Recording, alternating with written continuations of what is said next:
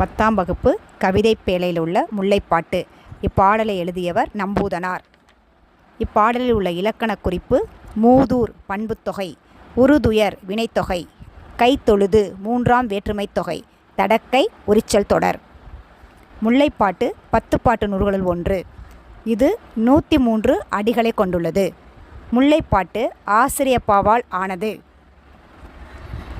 10 பாட்டில் குறைந்த அடிகளை உடைய நூல் முல்லைப்பாட்டாகும். இந்நூலை படைத்தவர் காவிரி பூம்பட்டினத்து பொன் வணிகனார் மகனார் நம்பூதனார் ஆவார். இப்பாடலில் உள்ள சொல்லும் பொருளும்: நனைந்தலை உலகம், அகன்ற உலகம், நேமி, சக்கரம், கோடு, மலை, கொடுஞ்செலவு, விரைவாக செல்லுதல், நறுவி, நறுமணமுடைய மலர்கள், தூவி, தூவி, விரிச்சி, நற்சொல், சுவல், தோல்,